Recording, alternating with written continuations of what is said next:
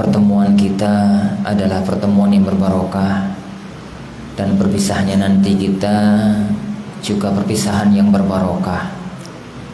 Keindahan hidup itu tatkala orang bertemu karena Allah, berpisah pun karena Allah. Keindahan hidup itu adalah menjadi orang yang ikatan dirinya selalu karena dan untuk Allah Subhanahu wa ta'ala. Kata Rasulullah SAW, di antara 7 kelompok manusia yang akan dinaungi oleh Allah saat tidak ada naungan kecuali naungannya, wa rajulani tahabba fillah istama'a alaih wa tafarraqa alaih. 2 orang yang saling cinta karena Allah, bukan karena dunia, bukan karena yang lain. Tatkala mereka berdua ketemu karena Allah, tatkala mereka dua berpisah juga karena Allah Subhanahu wa ta'ala. Dan itu adalah keagungan yang sangat mulia. Dan insya Allah bertemunya kita di tempat semacam ini adalah satu kemuliaan. Tempat ini adalah salah satu di antara markas-markas ilmu syar'i, tempat kita belajar tentang Al-Quran, tempat kita belajar tentang sunnah, dan tempat kita mempelajari kitab-kitab para ulama-ulama kita. Sebagaimana saya isyaratkan dalam khutbah tadi, bahwa orang itu kalau mau kepingin jadi orang baik, sumbernya atau rumus pertamanya adalah mendekat kepada sumber ilmu, mendekat kepada sumber kebaikan, dan sumber kebaikan itu adalah ilmu syar'i.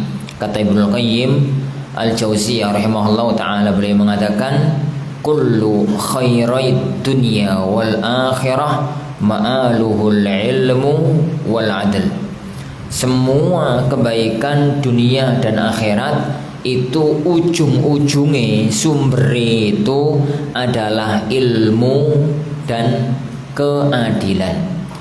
Sedangkan kebalikannya, kullu syarr, yani ad-dunya wal akhirah, semua kejelekan dunia dan akhirat itu ma'aluhu, ujung-ujungnya adalah al-jahlu wad-dhulm, kebodohan terus kezaliman. Jadi kalau ada kebaikan, maka itu mesti terkumpul antara 2. Orang yang melakukan kebaikan itu terkumpul antara 2. Terkumpul 2 hal padanya. Yang pertama, orangnya ngerti, lalu dia itu mau bersikap adil, mengamalkan ilmu yang dia ketahui.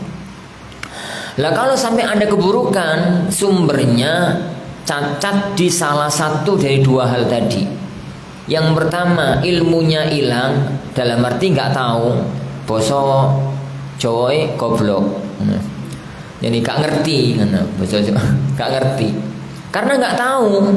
Dia itu berbuat sesuai dengan naluri, dia itu berbuat sesuai dengan pikiran, dia itu berbuat sesuai dengan keinginan tanpa dasar ilmu. Dan betapa banyak akhirnya terjerumus dalam kesalahan. Karena sing jenenge manusia kalau tanpa bimbingan wahyu itu roto-roto elek, roto-roto itu jelek. Kenapa? Manusia itu kalau Allah sifati itulah mesti elek tuh. Jadi roto-roto sifat manusia itu sifat dasarnya itu jelek. Allah Subhanahu wa ta'ala mensifati manusia itu zaluman, wis ngono, jahula. Tatkala Allah mensifati manusia, dasar penciptaannya itu khuliqal halu'a, halu'a. Apa itu? Dha'ifa, tercipta dalam kondisi yang lemah. Dalam ayat yang lain, khuliqa halu'a, tercipta dalam kondisi yang halu. Halu ini apa? Halu itu ya penuh keluh kesah. Jadi gambarannya keluh kesah itu kalau massahu syarru jazua, nih dapat sesuatu yang gak ngenakkan, gawanane itu putus asa. Tapi pada waktu mendapatkan sesuatu yang nikmat, sesuatu yang menyenangkan, gawanane itu manu'a. Manu itu gak burung ya. Manu'a itu pelit, pelit. Terus Allah mengatakan selanjutnya itu illa al-musallin, kecuali wong salat. Orang salat gak semacam itu. Itu kebodohan. Yang kedua, kadang-kadang wong pinter tapi jahat, orang pinter tapi berbuat jelek, maka muncul yang kedua. Gak semua orang yang ngerti itu berbuat baik. Kadang-kadang orang yang ngerti pun bisa berbuat kejahatan, bahkan kadang-kadang berat. Maka unsurnya bukan lagi ilmu, unsurnya itu adalah al-dzulm, kedoliman. Dia itu mendolimi dirinya sendiri, wis ngerti gak ngamal nih, atau mendolimi orang lain. Dia itu ngerti kalau itu adalah kebodohan, kalau itu adalah kejahatan, tapi tetap dilakukan, tapi tetap untuk dilakukan. Para ikhwan yang dimuliakan Allah, oleh karena itu kita bersyukur kepada Allah Subhanahu wa taala, siapapun kita yang sekarang duduk di sini adalah orang-orang yang Allah pilih untuk mendekat kepada sumber hidayah, untuk mendekat kepada sumber kebaikan dunia dan akhirat. Bahasa kasaran itu kan penuntut ilmu, orang yang mempelajari ilmu agama. Dan ketahuilah para jemaah sekalian, menuntut ilmu dimanapun, sejak zaman Rasulullah dahulu, zaman para ulama, kita sekarang ini sampai kapanpun nanti, penuntut ilmu itu ada dua jenis. Penuntut ilmu itu ada dua jenis. Ada penuntut ilmu kelas VIP. Ada penuntut ilmu kelas apa ini? Istilahkan apa? Kelas ekonomi kok gak pantas. Bisnis. Satu penuntut ilmu kelas VIP, yang kedua penuntut ilmu di bawahnya. Maksud penuntut ilmu kelas VIP itu istilah saya, kok munculnya di sini istilah itu. Itu adalah orang yang menuntut ilmu agama, tujuannya nanti untuk ilmunya itu mapan, mempunyai kemampuan ilmiah dalam ilmu agama yang mapan, untuk menjadi orang yang kokoh dalam ilmu. Nek gak sampai jadi ulama, yuk jadi putune ulama. Jadi meskipun gak sampai pada level alim yang ternama, minimali penuntut ilmu yang kokoh keilmuannya, untuk bisa mengajarkan, untuk bisa mendakwahkan, untuk bisa berfatwa, untuk bisa menyelesaikan masalah-masalah umat. Kalau bahasa Indonesia, yuk menjadi ustadz yang mapan ilmu nih. Itu kelompok yang pertama. Kelompok yang kedua, para ikhwan azani Allah wa iyyakum, adalah penuntut ilmu yang gak sampai di level itu. Penuntut ilmu yang tidak sampai di level itu. Penuntut ilmu dia itu belajar, tapi dalam pikirannya kalau suatu ketika sampai jadi seorang alim ke orang, wis pokoknya ngaji, oleh tambahan ilmu alhamdulillah, engkau mulai gak ngerti apa-apa ya alhamdulillah, yang penting oleh keberkahan majelis ilmu, dapat keberkahan jadi majelis ilmu. Lah ini dua kelompok manusia itu apa ada saat zaman Rasulullah? Ada. Para sahabat itu dalam masalah menuntut ilmu ya, itu nggak satu level. Kita nggak bahas mereka dalam perjuangan nggak mesti dengan ilmu. Perjuangan itu bisa dari ranah yang lain. Kita bahas sekarang dari masalah antum para santri, dari masalah antum semua ya adik-adik sekalian, yang itu adalah para santri. Jadi penuntut ilmu di zaman Rasulullah SAW itu ada yang level papan atas, pagi, siang, sore, malam, urusannya belajar. Siapa mereka? Contohnya siapa? Siapa di kalangan para sahabat itu yang tiap hari belajar pagi, siang, sore, malam belajar? Sehingga tatkala Rasulullah SAW meninggal dunia, merekalah tokoh-tokoh ilmu di zaman para sahabat, rujukan ilmu di zaman para sahabat.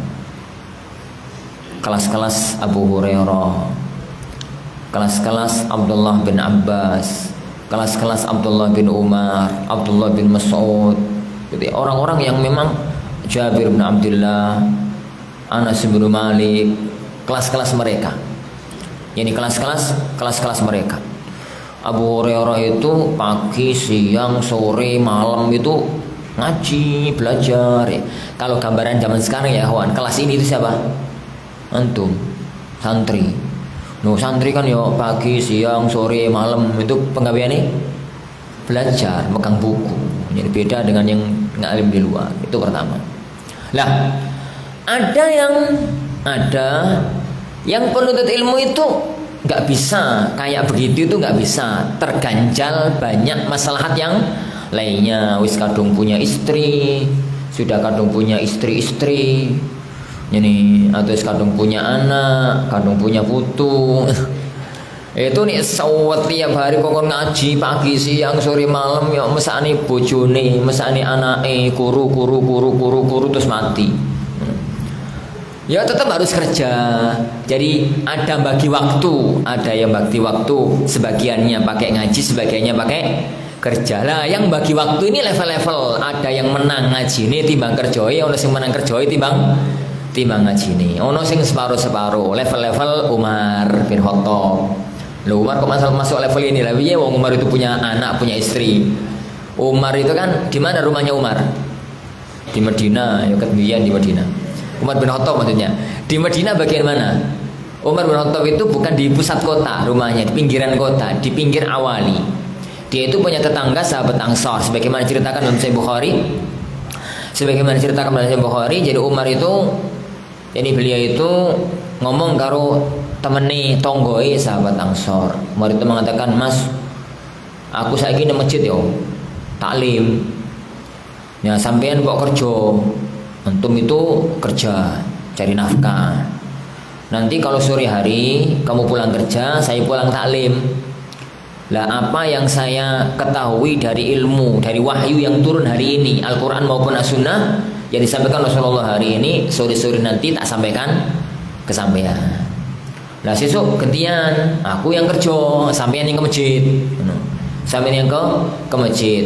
Jadi ilmu yang dengan terima besok itu sore-sore sampaikan kepadaku. Zaman dulu kan belum ono YouTube. Belum ada YouTube, belum ada channel, belum ada apa zaman itu. Ini semacam itu. Itu sudah nggak fokus, tapi mending semangat sampai ngerekam pakai utaknya konconi, tapi nggak pakai kurung rekaman zaman itu. Apa semua sahabat itu semacam itu? Enggak. Ada yang di bawahnya taklimku sepekan sekali. Kapan? Ya pas Jumatan. Ini pas Jumatan taklim. Ini ngono juga. Ada sebagian sahabat itu taklim itu sepekan sekali. Ada yang malah level di bawahnya lagi. Sahabat-sahabat yang nggak tinggal di kota Madinah. Ada. Ya banyak lah sahabat yang nggak tinggal di kota Madinah. Sahabat-sahabat yang rumahnya itu jauh dari yang di kota Madinah. Orang-orang Arab, orang-orang yang tinggal di padang-padang pasir, pakai kemah di bukit-bukit. Itu mereka sepekan sekali ke kota Madinah itu hampir nggak mungkin, jauh gitu ya. Paling ya bulan sekali, 2 bulan sekali, 3 bulan sekali, kadang-kadang itu melok taklim, ikut taklim. Ya termasuk diantaranya para sahabat kan semuanya tidak di kota Madinah, ada yang di luar jauh-jauh gitu. Kalau zaman sekarang ya mungkin teman-teman ngaji tapi tinggal di satu daerah sing ndek kono ustate kono pengajian. Kalau pengen taklim jauh, akhirnya taklime sebulan sekali, 2 bulan sekali. 2 bulan sekali. Sebelum ada YouTube loh ya. Ini kita bahas sebelum ada YouTube. Namanya zaman YouTube kan gampang. Ini zaman YouTube yang gampang. Atau mungkin ada sebagian kalangan di antara teman-teman itu tinggal di komunitas kayak begini, taklim banyak, tinggal di komunitas kayak Al-Furqan, taklim banyak, tapi orang semangat taklim, semangat ini tabligh akbar toh. Jadi setahun 2 kali, setahun 3 kali tabligh akbar mungkin melo. Kalau nggak tabligh akbar nggak melo. Iku jenis-jenis yang tinggal di kono-kono. Jadi semacam. Jadi penuntut ilmu itu nggak satu level, nggak satu level. Ada yang memang cari ilmu itu tujuannya adalah untuk mapan ilmunya suatu ketika nanti menjadi pengemban, menjadi penyambung. Yani sejarahnya para ulama ada yang di level yang di bawahnya, ada yang di level yang di bawahnya.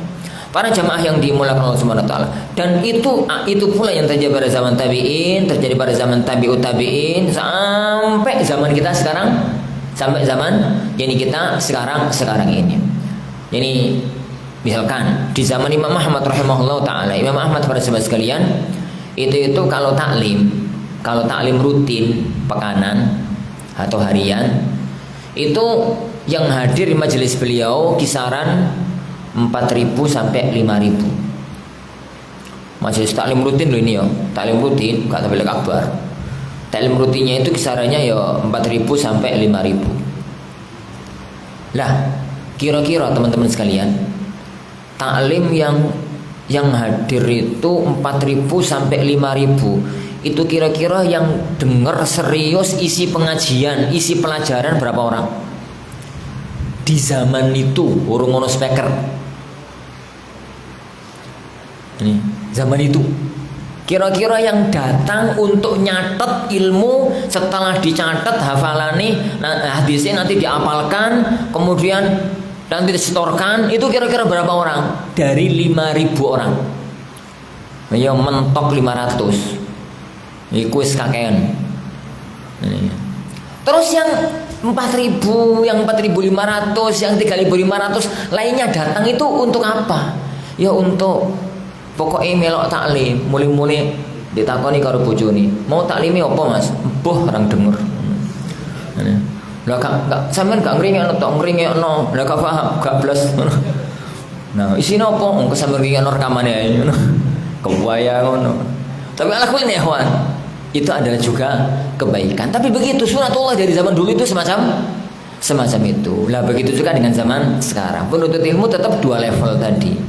Penuntut ilmu jenis pertama yang memang menginginkan untuk menjadi penyambung generasi para ulama. Suatu ketika nanti dia yang akan memegang kendali ilmu. Suatu ketika nanti. Sekarang mungkin kami. Kalau dulu misalkan Indonesia, ini dulu para ulama-ulama kita dari kalangan Wali Songo, di bawahnya lagi misalkan ada Buya Hamka, ada Syekh Ahmad Dahlan, Haji Hasyim Asy'ari, ada para kiai-kiai turun generasi kita. Suatu ketika ke depan antum yang punya cita-cita meneruskan generasi para ulama itu level VIP. Kenapa ya ikhwan? Anak katakan VIP, ini makhluk-makhluk khusus yang perlu dilestarikan biar enggak punah. Ini.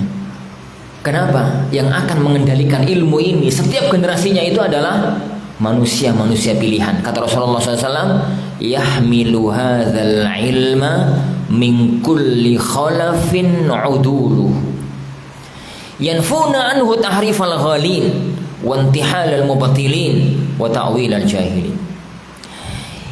Yahmilu hadzal ilma min kulli khalafin uduluhu, yang akan membawa ilmu ini, mengemban ilmu ini per generasinya, setiap waktu dan jenjang masanya, itu uduluhu, manusia-manusia yang terpercaya di hadapan Allah Subhanahu wa taala, karena punya tugas yang berat. Tugasnya itu apa? Yanfuna anhu tahrifal ghalin, yang akan menghilangkan, membantah, mengikis habis penyelewengannya orang-orang yang melampaui batas. Wantihalal mubtilin, dan keyakinane agamane orang-orang batil. Wa ta'wilal jahilin, dan penyelewengannya orang-orang yang bodoh. Jadi ini kelompok yang pertama. Tapi ya ikhwan, sunnatullah di muka bumi, tidak semua orang bisa di level ini, tidak semua orang bisa di level ini. Dan tidak semua orang bisa dituntut untuk semacam itu. Kadang-kadang maslahate malah gak kakean taklim. Maslahate, contoh Khalid bin Walid. Nah seandainya Khalid bin Walid ku taklim, lah gak jadi jihad, gak jadi perang, gak jadi ini, gak jadi itu. Kadang-kadang memang ada orang-orang tertentu itu maslahatnya gak ditaklim. Yo taklim seminggu sekali, 2 minggu sekali gitu. Tapi tetap jangan lupakan majelis ilmu, jangan lupakan jadi majelis ilmu. Lah, jalan kedua kelompok ini para ikhwah itu beda, ya itu beda. Dan itu yang ingin saya paparkan di sini. Jadi taklim jenis yang pertama, jadi untuk ya teman-teman yang sini taklim melok ini, kono taklim melok kono, kono taklim melok kono, jenis-jenis gitu loh. yang 10 tahun kemudian diharapkan bisa hafal Sahih Bukhari, bisa hafal Umdatul Ahkam kok gak. Wis pokoke melu taklim ngono wae. Ini ada jalan khusus yang harus difahami. Difahami. Nah, bagi teman-teman adik-adik yang ini sangat kita harapkan dan punya cita-cita besar untuk menjadi penerus generasi perjuangan Islam lewat jalur ilmiah, ada jalan tersendiri. Yang mana nih? Yang dibahas dulu. Yang mana nih? Yang pertama ya, yang kelas ekonomi bisnis. Orang VIP itu kelas khusus, jadi bahas belakangan. Yang kelas ekonomi bisnis. Anda katakan para hadirin azani Allah wa iyyakum. Yani keberadaan kita nih, keberadaan antum itu berada tidak diberikan oleh Allah kesempatan untuk mondok, tidak diberikan oleh Allah dulu kesempatan untuk nyantri, itu bukan aib. Itu bukan aib. Asalkan kita itu nggak meninggalkan majelis ilmu. Asalkan kita itu tidak meninggalkan majelis ilmu. Nasihat ana ya akhwan bagi teman-teman ngaji dan bagi panitia pengajian yang menangani pengajian di masjid-masjid, di musola-musola, di majelis-majelis taklim, yang hadir ya bapak-bapak, ibu-ibu, mbak-mbak, mas-mas gitu ya. Yang ya datang ya seminggu sekali taklim, kadang-kadang sing sergep mana ya seminggu 2 kali, nek sergep mana ya seminggu 3 kali, nek tiap hari ya ora kuat.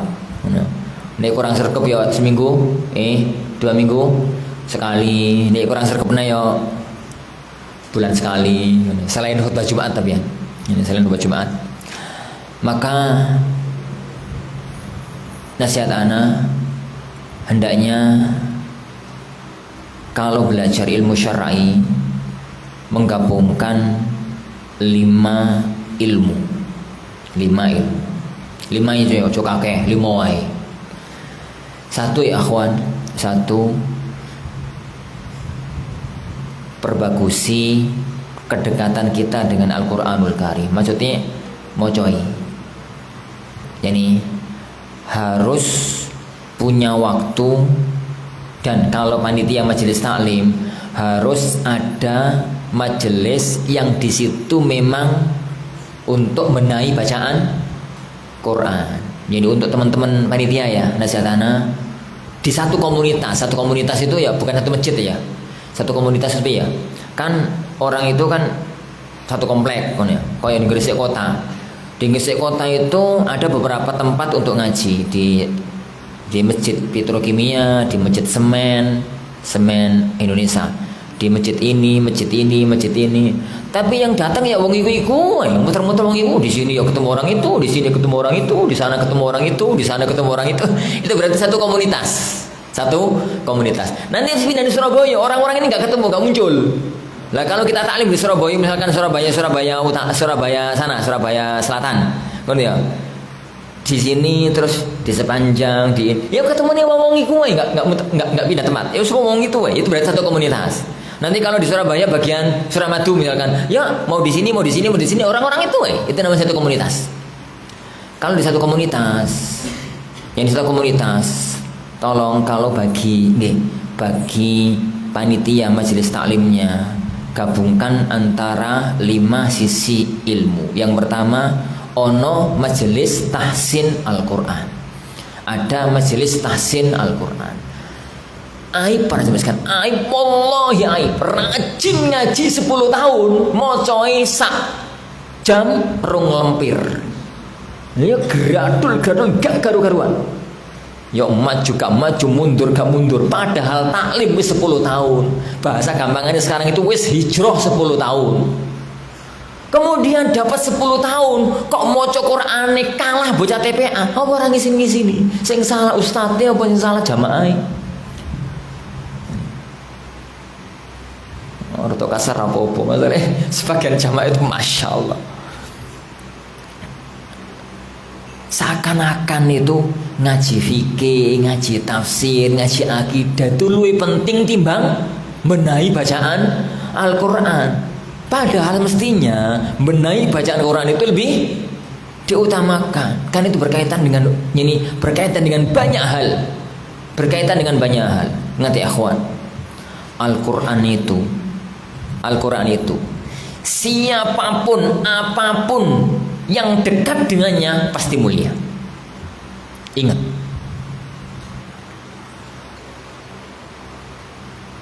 Karena Al-Quran itu datang dari Allah Subhanahu wa ta'ala, Zat yang maha agung. Tatkala Allah Subhanahu wa ta'ala nyampaikan Al-Quran itu kepada Rasulullah SAW lewat Jibril, Jibril menjadi malaikat nomor 1, malaikat termulia. Tatkala Al-Quran itu turun kepada Muhammad, Muhammad menjadi sallallahu alaihi wasallam, menjadi Rasul yang mulia. Tatkala turunnya di Mekah, Mekah menjadi negeri mulia. Turun di Madinah, Madinah melak-melak jadi negeri mulia. Al-Quran turun pertama kali di Ramadan, Ramadan menjadi bulan mulia. Turunnya di malam Lailatul Qadar, Lailatul Qadar menjadi menjadi malam yang mulia. Maka siapapun yang belajar dan mengajarkan Al-Quran, maka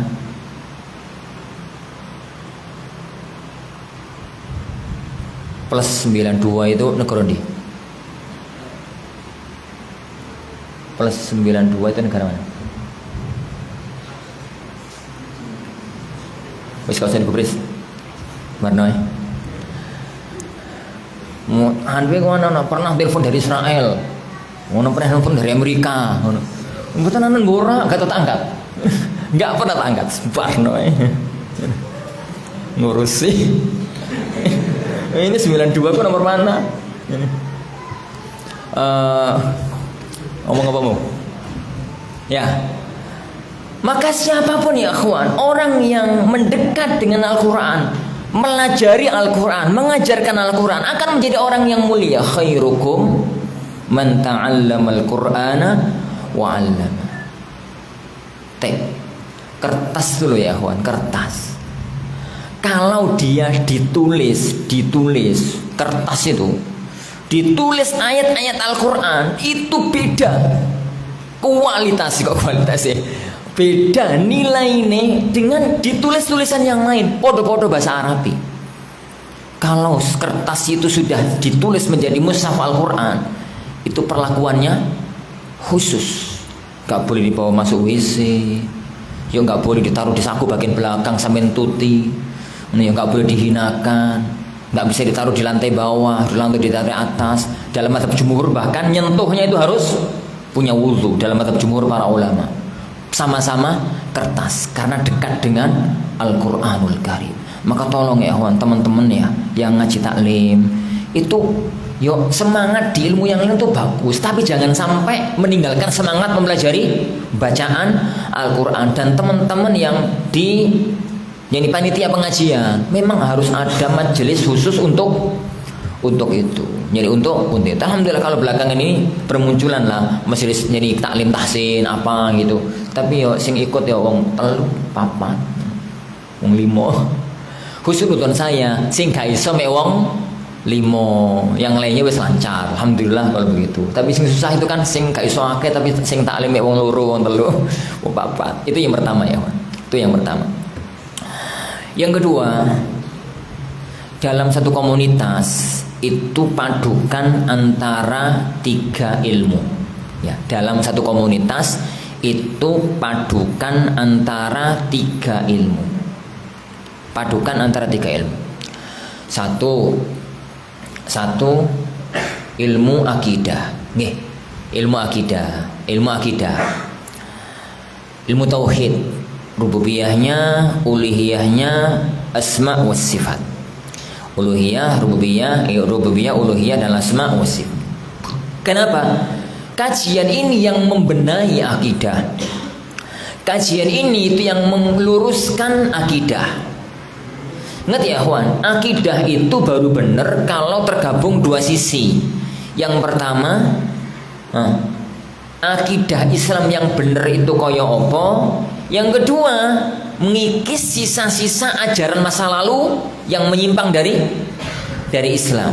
Makanya dulu Umar mengatakan la ya'riful Islam man la ya'rif al-jahiliyah. Orang itu nggak akan kenal Islam yang hakiki kalau nggak kenal kejahiliaan. Dari situlah Syekh Al-Imam Muhammad bin Abdul Wahhab rahimahullah nulis buku yang punya judul Masail Jahiliyah. Beliau ingin nulis mengumpulkan apa saja sih perkara-perkara jahiliyah yang itu terkadang masih dilakukan oleh kaum muslimin. Dan itu kan Rasulullah kan sering wanti-wanti itu, arbaun min ummati min umur jahiliyah. Ada 4 perkara dari umatku yang itu perkara jahiliyah, dan perkara-perkara yang lainnya. Jadi itu perkara akidah. Ini itu perkara akidah. Yang rentetan ngaji akidah itu mesti ngaji manhaj.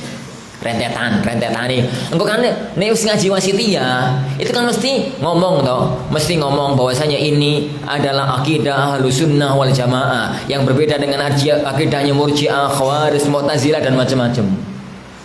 Jangan sampai ya kawan bertahun-tahun ngaji, 20 tahun ngaji, begitu bicara Murji'ah itu digodhog apa digoreng tuh ya, aku ora tahu kenalan.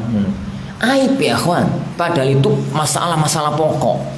Jadi masalah pokok. Menganggap bahwasanya masalah akidah itu masalah yang remeh. Ini masalah pokok dalam agama. Masalah yang pokok di dalam agama. Ada dalam satu komunitas itu kajian akidah. Harus ada. Baik akidah tauhid yang berkaitan dengan rububiyah uluhiyah, tapi ojo kitab sing dur-dur. Engko gak kuat. Ya kitab-kitab dasar. Kenapa? Ya ciri khas pengajian itu kan nggak pernah ada santri lulus, nggak pernah ada santri daftar. Ini ciri khas pengajian itu kan nggak pernah ono santri daftar, nggak pernah ono santri lulus. Ya ket muter-muter kat benesiku. Arepe dinaikkan ono sing anyar. Yani mau tetap bertahan pada kitab itu. Ya empung. Misalnya kan urut-urutan ngaji akidah itu kan, misalnya ya Lumatul I'tiqad, dari Lumatul I'tiqad ke Wasitiyah, dari Wasitiyah ke Hamawiyah, dari Hamawiyah ke Qawaidul Muthlah, dari Qawaidul Muthlah ke Syarah Aqidah Tahawiyah, dari Syarah Aqidah Tahawiyah ke Tadmuriyah, dari Tadmuriyah ke Naqd Ad-Darimi Alal Mirisi, dari itu ke Shawa'iqul Mursalah. Bariku terserah Anda. Itu kan jenjangnya. Tapi itu nggak mungkin kajian umum mentok tawasitiyah. Nah, aku belum pernah ono kajian umum sampai Hamawiyah. Ya muter-muter wasitiyah wis apik wis. Wis bagus itu sudah. Enggak lah muter-muter di opo ngono. Ya kenapa? Dinaikkan nggak mungkin. Ono santri baru. Dan santri baru itu sama kelasnya sama. Tapi tetap harus ada yang semacam itu kajian akidah. Jadi kajian akidah. Taib ya. Yang kedua ya yang pertama kajian akidah. Nggih. Yang kedua fikih. Yang kedua itu fikih.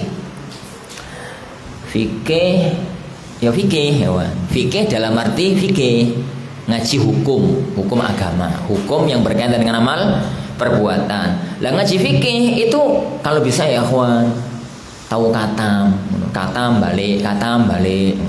Sing susah kan ora tahu katam. Bismillah.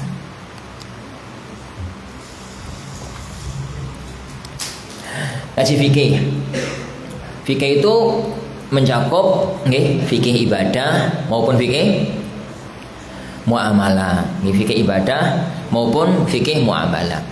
Fikih ibadah kan mengatur bagaimana kita itu interaksi yang baik dengan Allah. Fikih salat, fikih puasa, zakat, haji, umroh, udhiyah, yang seputar-putar itulah. Itu namanya ngaji fikih. Ngaji fikih. Tapi ya kalau ngaji fikih untuk kajian umum itu ora usah jeru-jeru. Terlalu dalam fikih itu tambah mumet. Juga fikih muamalah kan orang itu kan jadi makhlukun madani. Jadi kata Ibnu Khaldun itu kan makhluk madani, makhluk sosial yang nggak bisa hidup sendiri. Jangankan kita, jadi wong Nabi Adam aja sendirian di surga nggak kerasa no. Di surga lo padahal orang di Sidomukti, orang di Brontong. Di surga itu Nabi Adam nggak kerasan. Jangan tahu kisah Nabi Adam. Nabi Adam itu tatkala Allah ciptakan di surga, kemudian Allah kasih ilmu, kemudian Allah perintahkan malaikat untuk sujud, malaikat mau sujud, jin nggak mau sujud. Setelah itu mereka akhirnya Nabi Adam tinggal di surga dengan para malaikat, jin diusir dari surga. gak kerasan gak duwe kanca. Kanca ini malaikat kan beda to. Wong Adam itu seneng mangan, malaikat gak doyan mangan. Jadi gak nyambung, jagongan itu gak nyambung, blas gak nyambung. Ini. Akhirnya gak kerasan, beliau minta teman, minta kepada Allah teman. Akhirnya Allah menidurkan. Jadi Nabi Adam dibuat tidur, lalu bangun-bangun terciptalah ibunda Hawa. Allah ciptakan dari tulang rusuk kiri paling atas. Tulang rusuk kiri paling atas dari Nabi Allah Adam alaihi salatu wassalam. Singkat cerita, begitu baru kemudian kerasan, baru kemudian terjadilah ini kisah yang digoda oleh iblis tersebut. Itu di surga, apa mana? Di dunia, makhlukun madani, makhluk yang memang harus berinteraksi sosial. Lah, interaksi yang terkecil itu kan interaksi suami istri. Suami istri dalam lembaga pernikahan. Makanya ada fikih munakahat, ada fikih usrah, ada fikih keluarga. Kalau orang-orang zaman sekarang nyebutnya ahwal syahsiyah. Lah uang itu nih wes nikah. Kalau sudah nikah itu butuh nafkah. Kalau dia butuh ngasih nafkah, kudu kerja, harus kerja. Akhirnya yo dodolan, yo jasa, yo tani, yo ini, yo ini, yo itu dan macam-macam. Maka namanya muncul fikih jual beli. Ini fikih jual beli jasa dan macam-macamnya, fikih muamalah maliyah, fikih jual beli. Ini. Lah orang itu kalau sudah interaksi sosial mesti ono wong nakal. Yo tukaran barang itu, tengkar. Yo kadang-kadang disengaja, kadang-kadang gak disengaja. Ada orang itu yang mendolimi orang lain disengaja, memang orang ini orang jahat. Ada orang itu yang mendolimi orang lain tapi gak disengaja. Mendolimi orang lain tapi gak disengaja. Gambarannya gimana? Mendolimi orang lain tapi gak sengaja. Yo orang itu misalkan ini punya pohon mangga, tatkala dia punya pohon mangga itu serius ini kayaknya orang senantiasa. Tatkala dia itu punya pohon mangga, dia itu arepnya naik nggak bisa, banyak kerangkangi, nggak kuat taruh kerangkangi. Kemudian mau ambil tangga, nggak ono tangga, mau ngambil getek, orang ono getek. Akhirnya ngambil batu dilempar. Yuk karena bukan master kungfu. Jadi ngambil batu dilempar itu gak itis, gak titis, gak tepat, meleset kena kepala tonggo. Akhirnya tonggo mati. Udah kena tonggo akhirnya mati. Itu kan tindakan kriminalitas tapi gak disengaja. Jadi tindakan kriminalitas ini tapi tidak disengaja. Tindakan kriminalitas tapi gak disengaja. Tatkala tindakan kriminalitas itu nggak disengaja, para ikhwan yang jadi Allah Taala, tapi kan tetap itu adalah satu tindakan kriminalitas. Jadi butuh satu hukum, maka namanya ada fikih jinayah, fikih kriminalitas. Lah, tatkala dalam dunia kemasyarakatan, dalam satu fikih kriminalitas, itu ada yang harus menangani, butuh fikih qadha, fikih pengadilan. Jadi butuh fikih qadha, fikih pengadilan. Tatkala butuh fikih qadha, enggak mungkin ono hakim kecuali ada negara, maka ada fikih daulah, fikih ketatanegaraan. Ini itu fikih ketatanegaraan. Tatkala wis ono negara, nanti muncul fikul imamah, bagaimana cara ngangkat pemimpin, bagaimana ngatur kenegaraan, bagaimana ngatur sosial ekonomi masyarakat dan macam-macam. Nek sudah ada negara, kadang-kadang yo tengkar karo tonggo sebelah, muncul perang, jihad. Nek wis muncul perang, muncul ghanimah. Nek wis muncul ghanimah, muncul fikih pembagian ghanimah. Terus ke belakang. Itu semuanya fikih. Tapi yo kado-ado lah belajar fikih. Minimal itu 3 pertama. Ini sampai fikih negara macam-macam itu kanggo apa juga. Minimal itu untuk khalayak umum, masyarakat umum itu fikih di 3 yang pertama. 1, apa ya? Fikih ibadah. Yang kedua, fikih ahwal syahsiyah, fikih rumah tangga. Yang ketiga, fikih muamalah. Itu minimalnya. Mungkin fikih jinayah, fikih ke belakangnya itu urusan santri VIP. Itu fikih. Jangan sampai blank dalam dunia ini. Ngerti, minimal itu ngerti. Karena dalilnya apa-apa kayak ngerti pernah ngaji. Itu yang ke berapa tadi? Kedua. Kedua. Yang ketiga ya akhwan. Jadi yang pertama, Anda katakan tadi yang pertama ya akhwan, akidah. Yang kedua, harus ada ngaji fikih. Mau fikih ibadah, mau fikih muamalah. Yang ketiga ya akhwan, tazkiyah. Nih, tazkiyatun nufus, adab, akhlak, gitu. Itu harus ada. Ben gak jadi lelucon ngaji ini rajin tapi kurang ajar, kurang ngerti adab, kurang ngerti akhlak, orang ngerti sopan santun, orang ngerti ini, orang ngerti gitu. Harus ditata. Hati itu harus ditata. Ada kajian tazkiyatun nufus, nih, ada kajian adab, ada kajian akhlak, ada kajian bertetangga, ada kajian apalah gitu yang berkaitan dengan itu. Ini tiga ilmu ini harus dipadukan dalam satu komunitas untuk mengawal keberkahan ilmu. Jangan dimenangkan salah satu. Ngaji akidah, ya penting. Tapi ini kalau gak diimbangi, kalau tazkiyah, akhlak adab, jadi ini wong itu kenceng. Ya kayak model-model salafi zaman dulu kala. Masya Allah, nek gak kenceng itu gak. Akhirnya muncul istilah, ya macam-macam lah zaman dulu, Ahlussunnah zaman dulu. Tapi nek gak tahu ngaji akidah, yuk fatal. Jadi yuk fatal. Akhirnya nggak bener, sikap-sikapnya nggak bener. Tiga itu harus dipadukan, akidah, terus fikih, terus adab akhlak dan tazkiyatun nufus. Tapi lah yang terakhir teman-teman sekalian, karena gimana pun juga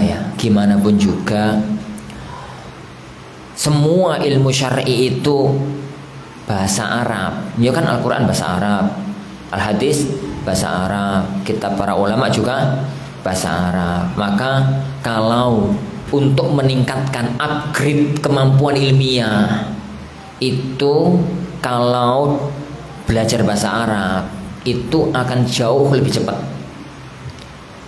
Ya ngerti lah fa'il ku apa, maf'ul ku apa, naat iku apa. Engko ustaz kalau nerangno ngono ku tek nyambung. Ini ustaz gitu tek nyambung. Para jemaah sekalian, salat itu sebuah kewajiban. Karena Allah berfirman, "Wa aqimus sholata." Dan dirikanlah salat. Aqimu itu fi'il amar. Fi'il amar itu menunjukkan perintah. As-sholata itu maf'ul bihi. Jenengan ku bawang maf'ul ku apa ne wakul. Ini fi'il amar ku apa ne amr. Jadi gak nyambung, gak connect gitu loh. Ustadznya kan gak mungkin nerangkan detail gitu. Beliau itu paling mentok-mentoknya cuma ngomong aqimu fi'il amar. Fi'il amar itu menunjukkan perintah. Lah as-sholata itu maf'ul bihi. Kan mesti ngono loh nerang nih. Gak mungkin. Nih. Ben connect gitu loh. Tatkala ustaz itu nerangno ku ono nyambung, connect gitu. Para sahabat sekalian, nyanyi al-imanu bir rusul. Ar-rusul itu jama'. Jama' kok apa nih jima' yo? Ora lucu ya.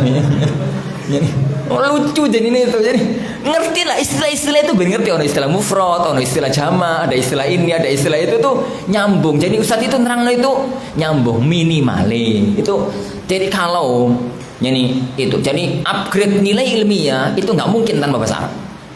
Ya karena memang sumbernya bahasa Arab itu mustahil. Harus ada ngaji bahasa Arab itu ono. Meskipun yakin di mana-mana penyakit belajar bahasa Arab itu sepi peminat.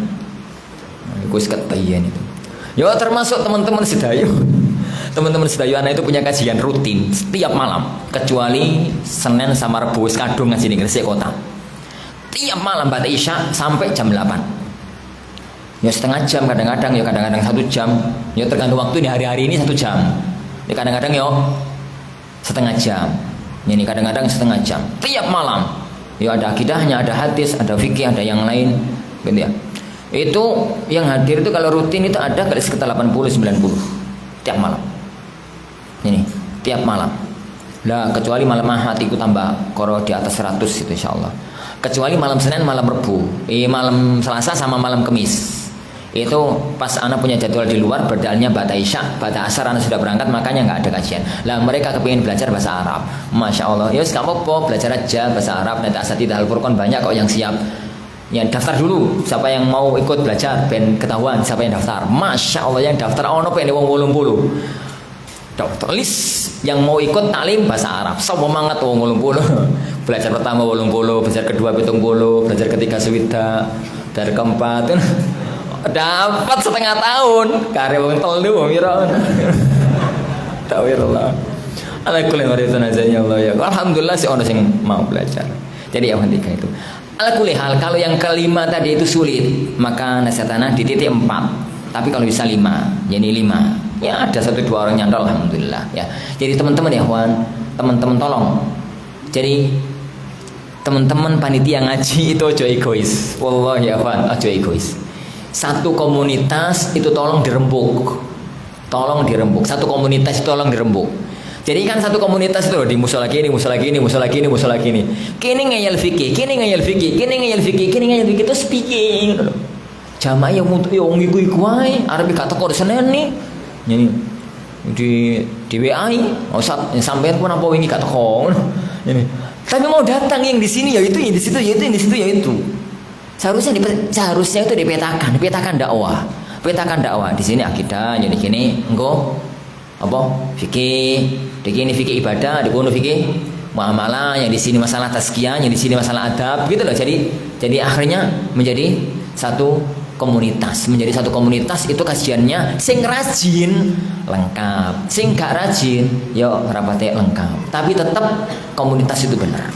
Itu akan membangun nilai ilmiah yang bagus insyaallah. Karena orang hidup itu gak butuh satu titik ilmu, butuh akidahnya benar, butuh mengetahui hukum agama, butuh apa? Butuh kajian tazkiyah adab akhlak. Meskipun selamanya tetap pada level apa? Dasar. Gak pernah ada kajian umum itu level atas. Makanya anak tuh heran dengan jamaah ngaji misalkan ya di saiki kan rata-rata semua pengajian itu di YouTube no. Lah yang bu, aku itu didowes karo teman-teman suruh buat channel, wis kakek channel, sudah terlalu banyak channel. Repot. Anak bukan nggak setuju ya, setuju aja, tapi anak banyak urusan yang lain. Bagus, asatidzah yang buat channel itu bagus, tapi ya sudahlah cukup dengan mereka insyaallah. Nah kalau suatu ketika nanti anak buat channel berarti terpaksa. Terpaksa. Lah wong bener ketemu orang gitu loh, tawari. Ustaz, antum udah punya channel jadi YouTube belum? Belum. Mana? Nah itu ini paling jadul kayaknya. FB nggak punya, IG nggak punya, Twitter nggak punya, mana ya? Website nggak punya, apa itu?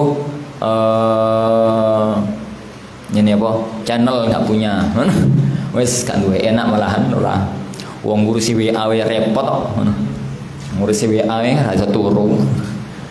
Perintah nazanya Allah wa yakum. Ngomong apa mau? Ya semacam itu. Ya itulah gambaran itu di yang pertama. Jadi itu yang pertama. Jadi agar kajian itu lengkap. Jadi kajian itu lengkap di titik yang apa ditata gitu ya, jamaah pengajian terutama panitianya. Ini jamaah kan manut toh, terutama panitia pengajian itu gabung satu komunitas itu ya kira-kira sing jamaah itu kemana-mana sama orang-orang itu aja digabungkan digabungkan antara satu dengan yang lainnya. Para ikhwah yang dimuliakan Allah Subhanahu wa taala, para ikhwah yang dimuliakan Allah Subhanahu wa taala, ini yang pertama, itu yang pertama. Sekarang kita masuk ke yang kedua. Untuk para ikhwah yang di santri ya, yang santri. Ya, santri itu pesantren itu tetap kalau dalam pembahasan dunia ilmiah syar'iyah tetap ada 2 level. Pesantren itu kalau kita membahas tentang dunia ilmiah syar'iyah itu tetap ya 2 jurusan. Ini 2 jurusan, 2 level. Ada pesantren itu yang menjadikan agama itu hanya untuk penopang tujuan aslinya. Untuk penopang tujuan aslinya. Kabarnya gimana? Sebenarnya pesantren itu didirikan untuk tujuan lain. Misalkan akan menciptakan nanti generasi masa depan yang jadi dokter Ahlus Sunnah.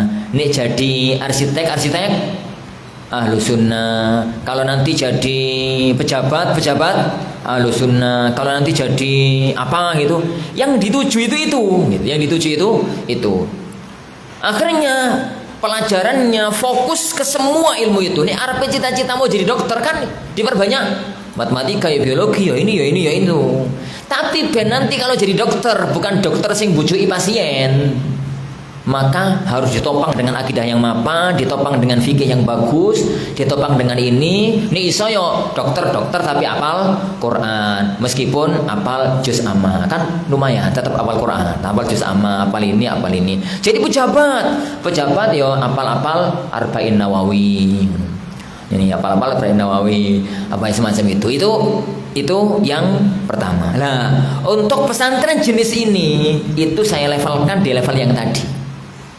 Tetap saya levelkan di level yang tadi. Pokoknya ilmu itu di pesantren itu lengkap. Qur'ane, bahasa Arabe, kemudian minimalnya 3 ilmu tadi. Toh jadi mereka itu hanya untuk pendukung. Ilmunya itu hanya untuk pendukung. Ada salah satu di antara santri itu ke rumah. Anak nggak sebut dari mana. Santri itu datang dari jauh. Ini dia ke rumah. Dia mengatakan mau daftar ke Al-Furqan. Sekarang kelas berapa, Sekarang kelas 2, Ustaz. Besok kelas 3 SMA. Loh, kenapa kok pindah? Anak kecewa. Kenapa kok kecewa? Di sana pelajaran agamanya dikit, Ustaz. Banyak pelajaran umumnya. Tiap hari pelajaran agamanya 1, 2 gitu. Lah, itu maunya apa? Saya maunya nanti Ustaz mau belajar ilmu agama yang mapan, mau ke UIM, mau kemana gitu. Anak senyum. Jangan salahkan ustadznya, jangan salahkan pesantrennya. Antum salah terminal. Dulu kok salah terminal, Ustaz? Antum itu salah mondok. Anak nggak ngatakan bonek salah loh ya. Pondok bener. Pondok itu yang antum sebutkan itu saya tahu persis lah, mudirnya koncoku kok. Mudirnya itu temanku. Saya tahu persis pondok itu didirikan untuk tujuan nanti kalau nanti Ahlus Sunnah itu harus orang jadi dokter, harus orang jadi arsitek, harus orang jadi pejabat, harus orang sing jadi ini, hari ini. Biar itu semua nggak dikuasai oleh orang-orang yang lain. Tapi tetap akidahnya akidah Ahlus Sunnah, ibadahnya ibadah Ahlus Sunnah, akhlaknya akhlak Islami yang benar. Makanya itu cuma penopang pelajaran yang lainnya itu yang utama. Sampai yang salah alamat. Oh ngono saja. Jadi nggak salah yo. Enggak, pondoknya nggak salah. Sampai salah alamat. Kalau begitu saat nasihatnya, anak ngomong panjang. Jadi memang ada beberapa pesantren yang dibangun di atas semacam itu. Di atas semacam itu. Dan jangan salahkan. Ojo kemudian jadi wali santri nuntut Ustaz. Pelajaran kami titik. Lalu apa sampai rene? Ya memang itu pesantren khusus memang dibangun di atas itu, dan pesantren itu banyak yang semacam itu banyak. Sebenarnya itu adalah sekolah tapi boarding school ben gak ketularan nakal karo konco-konco tonggoi. Itu aja sebenarnya. Wong banyak kok para pejabat itu anaknya gak kena narkoba itu syukur alhamdulillah sopan, padahal ora iso apa-apa. Pokoke akhlaknya apik ngono ae. Yang dituju ya sekolah-sekolah semacam itu. Yang kedua ya kawan, pesantren yang memang jalur yang memang menginginkan untuk melahirkan generasi-generasi duat, generasi-generasi ilmiah masa depan. Generasi-generasi ilmiah masa depan. Ini kebaikan, itu kebaikan. Lah, tinggal sekarang arah itu kita kemanakan. Arah itu yang kita kemanakan. Sekarang kita tinggalkan yang tadi. Sekarang kita masuk ke kemana? Ke santri level VIP. Memang santri ini punya tujuan suatu ketika nanti menginginkan untuk menjadi seorang alim. Ini semoga suatu ketika nanti bisa mewarisi menjadi Syekhul Islam belakangan hari nanti. Mimpinya itu masya Allah menjadi seorang alim, dan itu nggak mustahil ya, kawan. Siapa yang mustahil? Gak ada yang mustahil bagi Allah Subhanahu Yani wa ta'ala, tidak ada mustahil. Jangan kata kamu orang Indonesia Ustaz gak iso. Kata siapa? Orang Indonesia nggak ada. Orang-orang Indonesia yang menduduki papan atas level internasional dalam dunia ilmiah itu loh banyak. Imam Nawawi Al-Bantani. Yani bukan Imam Nawawi penulis Riyadhus Shalihin ya, Imam Nawawi lain. Syekh Nawawi Bantani itu orang Banten asli. Belajar lama di Saudi, di Timur Tengah, dan menjadi salah satu tonggak fikih ulama Syafi'iyah abad belakangan. Abad belakangan. Taib.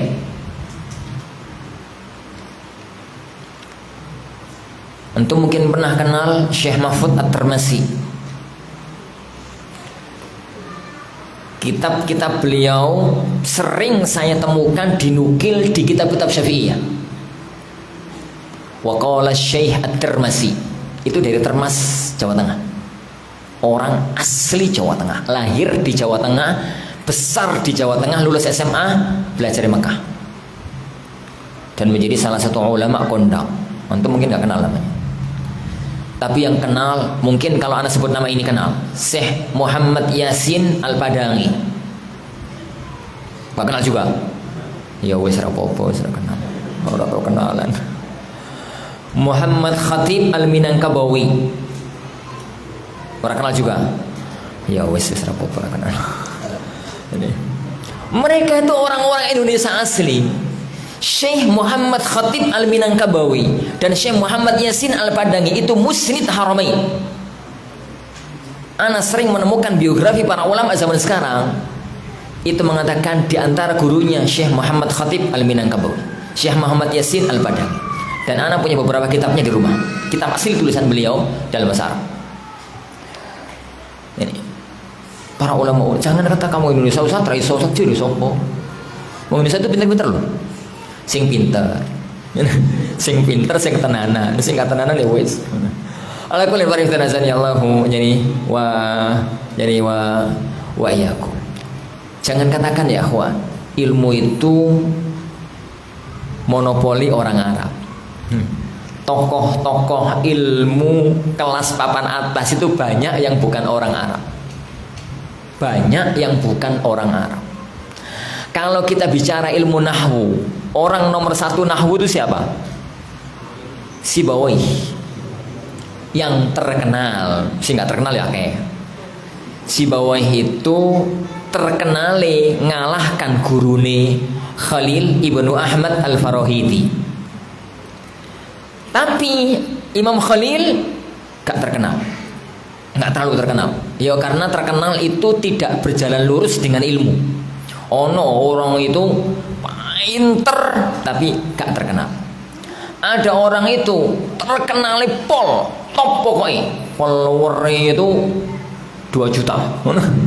Tapi ceramah-ceramahnya menunjukkan dia itu kurang ilmu. Ada orang itu alim tapi terkenal. Oh no, wong itu jenis keempat. Ya ora pinter, ya ora terkenal. Niku wakai yang keempat. Tapi nggak semua orang terkenal itu alim, dan tidak semua orang alim itu terkenal. Siapa di antara antum yang pernah baca Syiar Alamin Nubalanya Zahabi? Itu kitab 25 jilid. Yo gak ate yo. Ini Syiar Alamin Nubalanya Zahabi, kitab biografinya para ulama. Itu bagi penuntut ilmu asli ya kawan, kitab sekelas Syiar itu adalah refreshing maksudnya pikiran diajak nulis macet blank, diajak moco buku akidah macet, diajak analisis kajian fikih macet. Paling enak kan moco cerita, ojo gim-giman ya kawan, mulai gim-giman referensi saat gim-giman itu innalillahi wa inna ilaihi rajiun. Refreshing itu baca buku hikmah, baca buku cerita. Lah, baca buku cerita paling enak itu baca buku cerita biografinya para ulama. Ya koyo Syiar Alamin Nubala semacam itu loh. Ana itu sering menemukan dalam Syiar Alamin Nubala, Imam Zahabi itu penulisnya mengatakan fulan ibnu fulan al-hafizul kabir al-imamul jabal qimmatul ilm. Hafid besar, puncaknya ilmu, puncak gunungnya ilmu. Wong iki sopo, aku ora kenal. Wong iki lho sopo. Labelnya itu sekelas Bukhari, labelnya itu sekelas Ibnu Ma'in, labelnya itu sekelas Ibnu Madini. Tapi wong iki sopo? Tak baca biografinya, ya orang kenal-kenal. Astagfirullah. Itu menunjukkan ya kawan, gak semua orang alim itu dikenal. Gak semua orang alim itu dikenal. Ana banyak kenal asatidzah Indonesia yang mungkin gak pernah masuk YouTube. Yuk gak duwe channel. Kalau ana diskusi di hadapan beliau, ana adalah murid, beliau adalah guru. Ana gak perlu sebut namanya karena beliau gak mau dikenal. Tapi banyak orang itu masya Allah ceramai bergeret di YouTube, tapi maklum lah. Kadang-kadang ilmu ini gak terlalu mapan. Kembali kepada masalah kita, ngomong-ngomong aku. Sibawi ya. Sibawi itu alim nahwu dan terkenal. Alim dan terkenal. Orang mana Sibawi? Orang Arab? Bukan, orang Persia. Beliau itu orang Persia, bukan orang Arab. Taib. Kalau kita bicara ilmu tajwid, ilmu tahsin, ilmu qiraah, semua orang kalau ngomong ilmu qiraah mesti kan rujukan pertama itu Manzumah Al-Jazariyah. Manzumah Jazariyah. Orang manakah itu? Dari mana orang Imam Al-Jazari? Orang manakah itu? Orang Spanyol. Taib, gak terlalu jauh lah, nggak ngomong Sibawi. Kitab nahwu silsilah yang kalau dipelajari menjadi ilmu puncak. Biasanya kalau di kelas-kelas di sekolah-sekolah itu menjadi ilmu puncak. Itu kan Alfiyah Ibnu Malik. Urut-urutan belajar nahwu itu kan Jurumiyah, terus Imriti Mutamimah, terus Alfiyah. Urut-urutannya. Alfiyah, orang mana penulisnya? Dari mana itu Ibnu Malik? Dari Spanyol, dari Andalus. Kalau kita bicara tentang hadis, orang nomor satu dalam dunia hadis kan Imam Bukhari. Nomor duanya baru Imam Muslim. Dari mana ke Imam Muslim? Ini wong Arab nih. Imam Muslim itu orang Naisabur. Orang Naisabur itu tonggoi Baghdad. Baghdad itu tonggoi Jakarta ngulon titik terus gua ketemu Baghdad. Taib, ngomong apa mu? Ya. Kalau Bukhari ya, dari mana? Bukhara. Dari mana Bukhara? Bukhara itu masuk wilayah negara Soviet pada zaman dahulu. Jadi ya kawan, jangan katakan aku gak wong Arab. Aku gak wong Arab. Sopo sing ngaran sampe wong Arab. Aku gak wong Arab. Jadi alim gak harus orang Arab. Bukan masuk syaratnya orang alim itu wong Arab. Gak ada undang-undangnya. Ini gak ada ADART-nya. Maka jangan pesimis dari awal. Yakin kalau ikhlas, jujur kita kepada Allah, berjuang semampu sekuat tenaga, maka Allah akan memberikan yang terbaik untuk kita. Nah, kalau sudah bicara tentang dunia ilmiah, ya kawan. Kalau bicara tentang dunia ilmiah, maka langkah yang harus ditata, ya kawan. Kalau sekarang itu, ini di sekolah, antum ikuti saja kurikulum yang berlaku. Karena memang ngatur kurikulum sekolah itu repot. Karena berkaitan karo pelajaran yang diwajibkan sama negara. Jadi di Al-Furqan ngatur kurikulum itu mumet gak ketemu kok sampai sekarang yang pas, karena kan kaitannya harus belajar matematika, bahasa Indonesia, ono macam-macam, dan itu harus dipelajari. Tapi ikhwan, jadikan yang akan anak katakan sebagai satu rumusan untuk bagi orang-orang yang kepingin ilmunya mapan. Yang pertama ya ikhwan, kuasai ilmu alatnya. Kuasai ilmu alatnya. Apa itu? Bahasa Arabnya ya. kuasai ilmu bahasa Arabnya. Karena mustahil sepinter-pinternya antum, secerdas-cerdasnya antum, kalau tatkala mempelajari agamanya Allah itu nggak memiliki alatnya, itu mustahil. Sampean ke segoro, ke laut, arepin dole iwak, sampean itu pelaut ulung tapi lali nggawa jaring, lali nggawa pancing, lali bawa jolo, mulai-mulai apa ya, Pak? Ini orang oleh popo ya, Pak. Yo jalan-jalan, pulang-pulang nggak dapat apa-apa. Kata para ulama kita, al-lughatul arabiyyah wi'aul ilm. Bahasa Arab itu wadai ilmu. Wadai apa ya? Tempati ilmu. Nah, orang itu wadai itu kalau besar, meskipun belajarnya itu gak kemana-mana, dapatnya banyak. Kan ada toh orang itu yang wadai komodi tapi nggak bisa kemana-mana. Dia takdirkan Allah nggak bisa ke Mesir, ya nggak bisa ke Sudan, ya nggak bisa ke Saudi, ya nggak bisa ke Yaman, ya nggak bisa ke Timur Tengah. Ublek-ublek di Indonesia, muter-muter Indonesia wae. Ya dapatnya ilmu ya dari asatidzah Indonesia. Ya sak tetes, rong tetes, di sana lagi sak ceret, sana lagi sak ceret, ngono ya. Tapi lama-lama karena wadai sak drum, lama-lama ya punya ilmu sak drum karena wadai besar. Tapi kalau wadai itu kecil, sak canting cilik, gelas cilik itu loh. Gelas cilik. Meskipun antum belajar di hadapan Syekhul Masyayikh sekalian, belajarnya ilmu itu gerojokan sewu. Jadi kerocok itu ilmu nih. Wadai sak canting, mulai ya oleh sak canting iku. Padahal kewaya tok saya pernah belajar Syekh Fulan 15 tahun, mulai oleh sak gelas itu. Kenapa? Dari mana dia akan mendapatkan ilmu? Wadai ilmu nggak bisa miliki.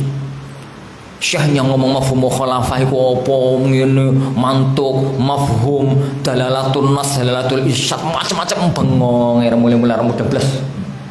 Kenapa? Ilmu alatnya macet. Ilmu alatnya macet. Jadi ini tonggak dasar utama. Ini tonggak dasar utama. Nih, tonggak dasar utama. Udah deh, waktu ini mepet. Ngomong bahasa Arab tuh. Jadi karena ngomong bahasa Arab itu harus ngomong dua sisi. Jadi bahasa Arab itu baru dianggap menguasai bahasa Arab apabila orang itu menguasai dua sisinya. Satu at-tarkibul lafzi, yang kedua at-tarkibul ma'nawi. Lah ngomong ini panjang, kapan-kapan bahas nih. Kapan-kapan tapi ya gak saiki. Itu yang pertama. Yang pertama ya kawan. Yang kedua, kuatkan kekuatan ilmiah pada sumbernya. Jadi yang pertama tadi alatnya, yang sekarang sumbernya. Kuatkan kekuatan ilmu dari sumbernya. Semua ilmu agama, mau akidai, mau fikih, mau akhlaki, mau tafsirnya, mau hadisnya, mau usulnya, mau ya semua lah cabang ilmu agama. Semuanya mengerucut kepada sumbernya. Apa itu? Al-Quran dan As-Sunnah.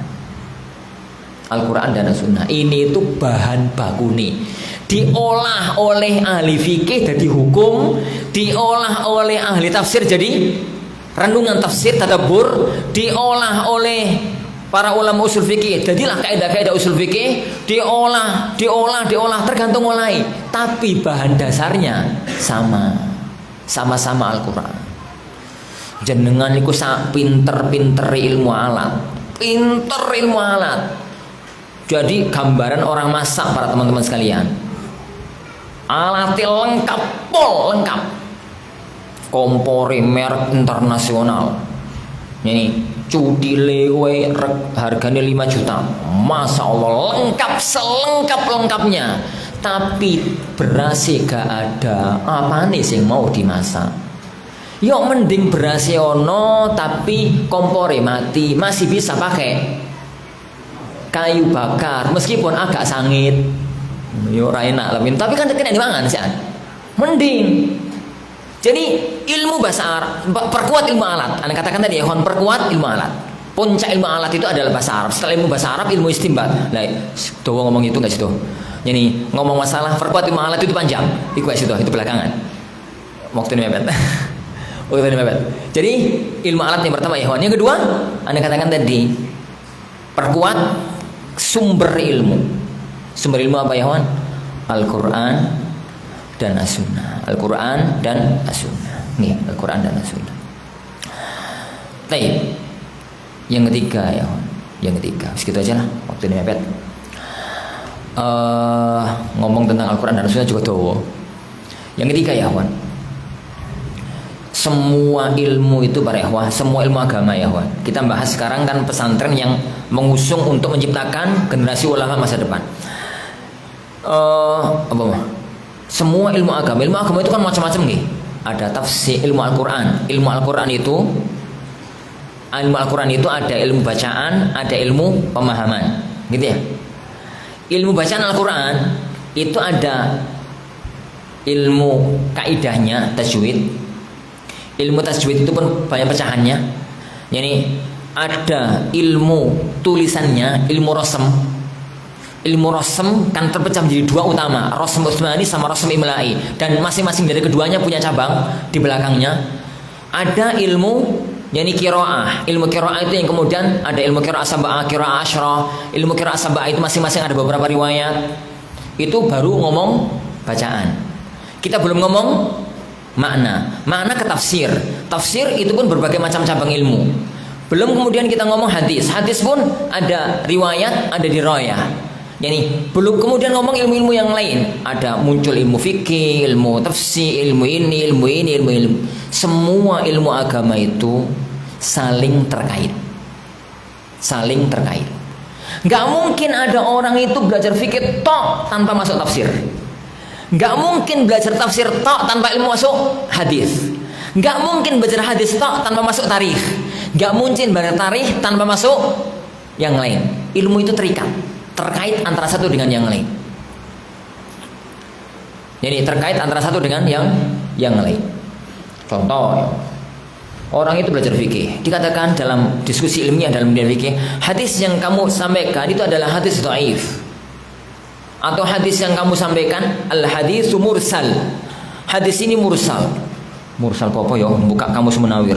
Mursal diutus. Hadis ini diutus. Lu kan lucu. Kok hadis diutus lebih? Kita sedang belajar fikih, tapi mau nggak mau masuk istilah ilmu hadis. Hadis mursal adalah hadis yang diriwayatkan oleh tabi'in langsung kepada Rasulullah SAW. Jangan begitu. Ini belajar hadis mau nggak mau masuk fikih. Bertahun-tahun kita belajar di Masjid Mujahidin. Itu kan belajar Umdatul Ahkam. Pirang tahun kita kak tembus kitab zakah. Ini kak tembus kitab zakah. Turun masuk kitab siam. Ya saulan pisan. Ini tapi tatkala kajian Umdatul Ahkam itu bukan kajian fikih. Umdatul Ahkam itu kajian hadis. Tapi ya masuk fikih, masuk akhlak, masuk tafsir kadang-kadang. Semacam itu lah. Karena ilmu itu ya akhwan saling terikat, maka ada satu kaidah yang dibangun oleh para ulama, namanya ma'rifatul ba'd minal kull. Ma'rifatul ba'd minal kull. Jadi mengetahui sebagian ilmu dari semua cabang ilmu. Yuk semua ilmu agama itu dipelajari, meskipun titik-titik, dikit-dikit. Tafsir yuk kenal, ya hadis yuk kenal, fikih yuk kenal, tarikh yuk kenal, sirah yuk kenal, qasasul anbiya yuk kenal, ini yuk kenal. Pokoknya semua ilmu itu kenal, titik gitu. Kenapa? Untuk mempunyai koneksi ilmu. Ilmu itu terkonek dari semua sisinya. Jangan sampai bengong. Ilmu ini akan jadi satu yang lucu. Teman-teman mungkin paham lah, asatidah, terutama asatidah. Ini anak itu pernah ada siapa ya? Gak tahu anak dengarnya di mana. Mau mungkin denger di mana gitu. Gak tahu di YouTube atau di mana. Ada seorang ngaji membaca satu kitab. Di dalam dia tatkala baca kitab itu lafadznya seingatannya gitu. Wa fi hadhil ayah isti'aratun makniyatun. Apa lanjutannya itu loh? Di dalam dia terjemahkannya, fulan itu terjemahkannya, di dalam ayat ini ada pinjaman tersembunyi. Aku kan guyu kan Kak. Aku kan ketawa. Alhamdulillah itu pada waktu itu pengajian itu ada di rumah.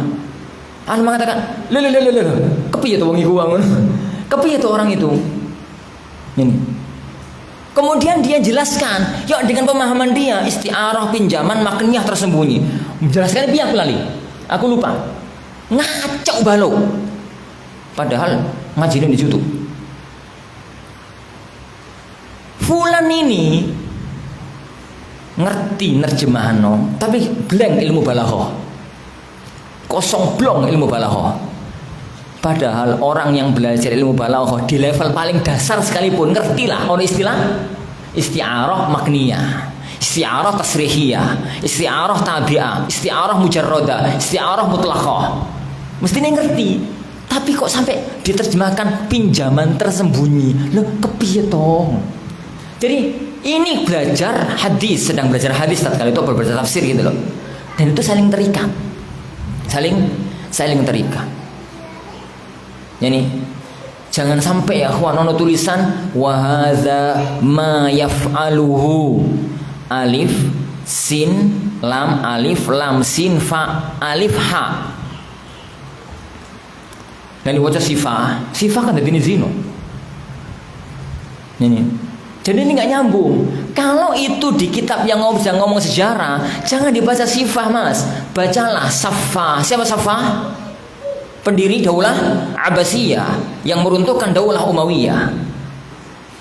Jadi ngaji tafsir masuk sejarah. Ilmu itu nggak bisa dipisah. Satu ilmu dengan ilmu yang lain itu nggak bisa dipisah. Harus connect. Makanya kalau mau memapankan ilmu syar'i, semua cabang ilmu agama harus dipelajari meskipun dikit-dikit. Itu yang saya bahasakan, yang dibahasakan oleh ulama dengan ma'rifatul ba'd minal kull. Yani ma'rifatul ba'd minal kull, mengetahui apa? Semua ilmu meskipun level dasarnya, titik-titik. Yo mustalah hadis minimalnya yo baikunia, ngono. Minimal pol, paling minimal baikunia. Yani nahwu yo minimalnya yani apa jurmiyah atau yang selevel dengannya, nahwu wazi atau di bahasa Al-Furqan itu mukhtarat ngono. Di level-level itu. Di level itu enggak harus satu kitab. Yani kalau ilmu tafsir ya minimalnya opo, kalau apa ya minimalnya apa, itu di level-level dasarnya. Jadi level-level dasarnya. Tarikh ya sejarah sirah Nabi ya minimalnya apa yang dipakai di sini? Khulasah Nurul Yakin. Khulasah Nurul Yakin itu minimal. Lebih minimal lagi ya Khulasah Bahiyah. Lebih minimal lagi orang lebih minimal lagi nggak ada. Ini dan semisalnya. Yang level-level semacam itu lah. Level-level semacam itu semuanya itu dipelajari. Lah, kemudian ya yang keempat baru masuk kepada takhassus ilmi. Takhassus ilmi itu spesialisasi ilmu. Jadi tadi orang tuh ya teman-teman sekalian ya. Jadi harus ada satu ilmu yang dikuasai. Jangan sampai ngerti kabeh tapi gak iso kabeh. Ngerti kabeh tapi gonok sing mumpuni semua. Semua ilmu gak ada yang mumpuni, tapi yo ngomong hadis nyambung titik-titik, ngomong fikih nyambung dikit-dikit, ngomong tafsir nyambung dikit-dikit, ngomong apapun nyambung dikit-dikit, tapi blank gak ada yang menguasai. Itu juga ngaco. Karena sampai kapanpun antum tidak akan pernah dianggap oleh orang. Yo ngajari manapun ya paling ya apa, nggak pernah menjadi papan atas dunia ilmiah. Kenapa? Nggak ada ilmu yang dikuasai. Nggak ada ilmu dikuasai. Ada teman-teman yang diskusi fikih, gak ikut nyambung, gak iso. Mau diskusi hadis, yuk gak nyambung. Mau diskusi tafsir, yuk gak nyambung. Kenapa? Dia nggak level diskusi mas ya.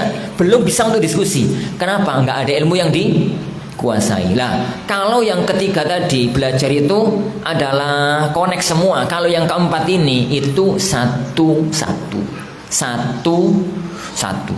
di mana? Ya nggak mungkin menguasai ilmu itu kemudian bareng-bareng, itu nggak mungkin. Satu apa dulu misalkan opo ya. Yani kecenderungan hatinya kemana?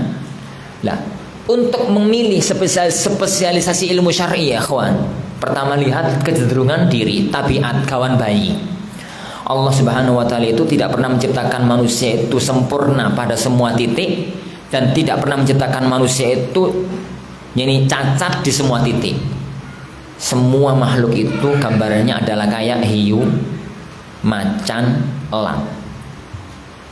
makhluk manusia itu gambarnya yo ada yang hiu, ada yang macan, ada yang elang. Hiu itu jago nih kalau kongkon renang, tapi dia kalau ke darat kalah karo pitik. Kalau dia ke darat kalah karo siput.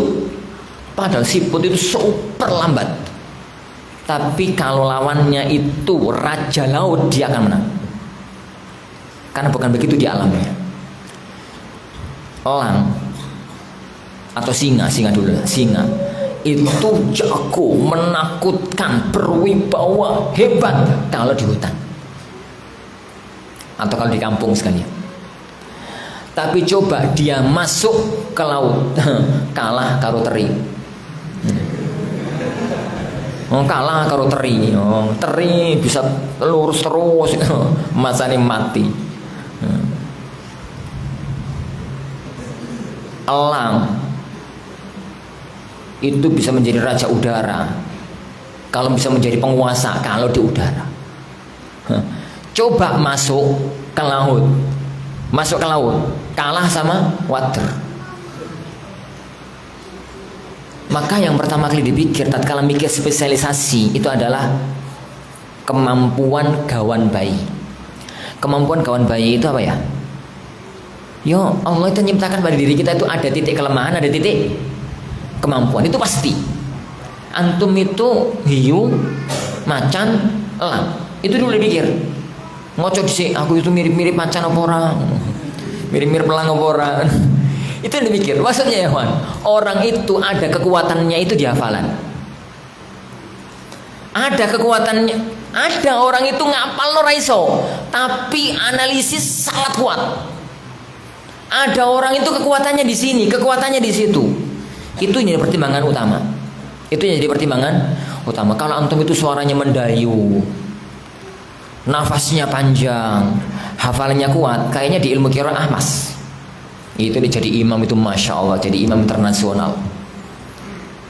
Karena kawan bayi ini ngono. Jangan coba-coba masuk dunia itu. Nih suaranya sampean cempreng koyo aku.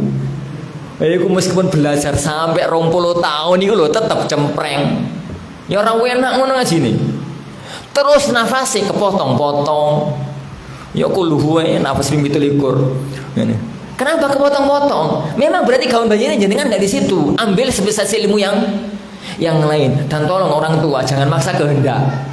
Ngomong tua itu kadang-kadang maksa kehendak. Kau pengen anaknya pinter qiraah, powokso padahal suaranya gak enak loh. Ini. Padahal apa? Ikuti alur ciptaan ilahi. Ikuti alur kehendak Allah. Allah menghendaki anak kita itu ke arah mana? Itu yang kita arahkan. Itu yang kita arahkan. Jangan paksakan kehendak. Jangan paksakan kehendak. Itu pertama. Itu yang pertama. Yang kedua ya kawan, jenengan itu pikirnya kalau memilih spesialisasi mau terjun kemana? Nanti setelah selesai belajar, setelah selesai perjalanan ilmiah, mau pulang kemana? Beda antara mau pulang Bapak Ta'ala bikin dakwah sendiri dengan pulang ke pesantren. Itu beda jauh. Pulang ke desa dengan pulang ke kota itu juga beda. Beda persiapan nih. Nih mulai desa itu ojo jadi apa itu spesialis ilmu nahwu. Oh, pinter nahwu, mulai ning kampung kanggo apa? Mau ngajari bapak-bapak yang ning sawah, ning Tegal, Alfia, ayo kanggo apa? Itu ilmu khusus harus diajarkan di tempat yang khusus. Malah jenengan itu dianggap gak iso ngaji. Kenapa? Salah alamat. Wong kampung itu kan sing penting nerangni pena, yo gak ngantukno, pinter cerita, terus faedahe yo muncul tapi gak bosenno. Itu jago meskipun ora patek duwe ilmu pokoknya jago. Lah, ustadz model kayak begitu ke pesantren rapayu. Ini kenapa? Pesantren itu dunia ilmiah. Kekuatan ilmu itu yang menentukan. Ini, kekuatan ilmiah itu yang menentukan. maka antum nanti mau kemana? Itu beda jauh ya, persiapannya beda, spesialisasinya nanti akan berbeda. Lah, ke pesantren yang mana? Itu juga beda jauh. Beda jauh. Pesantren yang arahnya jenis pertama dengan pesantren arahnya jenis kedua juga berbeda, dan itu ditentukan. Lah, kalau sudah menentukan arah, oh aku kepingin jadi elang, aku kepingin jadi hiu, aku kepingin jadi ini, jadi itu, maka dalam kondisi semacam itu para ikhwan yang Allah Subhanahu wa taala baru ikuti alusnya, ikuti alurnya. Alurnya apa? Alure adalah, ngerti ya, alurnya itu adalah ikuti alur yang pernah melahirkan ulama-ulama besar. Islam ini sudah bukan 1-2 abad. Islam ini sudah 14 abad. Dalam dunia nahwu sudah pernah melahirkan Ibnu Malik. Dalam dunia fikih sudah pernah melahirkan Ibnu Qudamah Nawawi. Dalam dunia hadis sudah pernah melahirkan Abdul Ghani Al-Maqdisi. Dalam dunia ini sudah pernah lahir ulama-ulama besar. Zaman sekarang dalam dunia hadis sudah pernah lahir Al-Albani. Dalam dunia fikih sudah pernah lahir Ibnu Utsaimin. Dalam dunia ini sudah pernah lahir itu. Lah, mereka lahir dari mana? Miluo. Itu aja Kak turut ya, Wan. Wes gak usah sistem yang anyar. Karena sistem itu sudah teruji 14 abad. Arep diuji apa lagi? 14 abad loh sudah diuji. Dan gak pernah bergeser, gak pernah berganti. Mau pakai sistem apa lagi? Ini mau pakai sistem apa lagi? Semua sistem yang baru itu bertahan setahun 2 tahun bubar. Lihatlah semua teori-teori yang katanya cepat mendapatkan ilmu. Lihat setahun 2 tahun, terus kemana ilmu itu? Bubar. Kemana ilmu itu? Teori itu bubar. Ilmu itu tetap akan kokoh dengan jalan yang pernah ditempuh oleh para ulama kita. Dan jalan mereka itu paling inti satu, at-tadarruj al-ilmi. Tadarruj ilmi itu tahapan-tahapan ilmiah. Ya contoh, orang yang kepingin menguasai ilmu akidah seputar akidah imaniyah, bukan akidah yang masalah, bukan akidah itu kan ada dua tuh, akidah yang berkaitan dengan ibadah yaitu akidah uluhiyah, tauhid uluhiyah, ada akidah yang berkaitan dengan akidah imaniyah, berkaitan dengan rukun iman, asma wa sifat dan macam-macam itu. Lah, anak contohnya kan tadi, untuk akidah yang dari apa tadi? Dari jalur keimanan tadi, mulailah dari yang paling dasar. Lumatul I'tiqad. Ini bisa dipelajari bisa enggak? Bisa langsung ke atasnya. Akidah Tahawiyah. Akidah Al-Wasithiyah dari Lumatul I'tiqad naik setelah belajar Lumatul I'tiqad, selesai khatam, naik ke Wasithiyah. Wasithiyah khatam. Ini khatam dan paham loh ya. Khatam dan paham, coba khatam toh. Ini khatam dan paham naik ke Hamawiyah. Hamawiyah selesai naik ke Qawaidul Muslah. Qawaidul selesai naik ke Syarah Aqidah Tahawiyah. Syarah Aqidah Tahawiyah selesai naik ke Risalah Tadmuriyah. Risalah Tadmuriyah selesai naik ke Naqd Ad-Darimi 'alal Mirisi. Itu selesai naik ke Sawa'iqul Mursalah. Itu sudah papan atas itu. Kalau sampai di Sawa'iqul Mursalah, antum sudah tahu jalan. Mau kemana itu ngerti. Tapi kalau masih di bawah, bingung sih, turun ngerti rute, harus pakai Google Map. Turun ngerti rute. Tapi kalau sudah sampai di atas, itu ngerti rute. Kemana berjalan itu sudah ngerti. Kemana berjalan itu sudah ngerti. Antum jangan tanya, antum sampai mana Ustaz? Bu. Ini anak sampai mana Bu? Ngerti aku.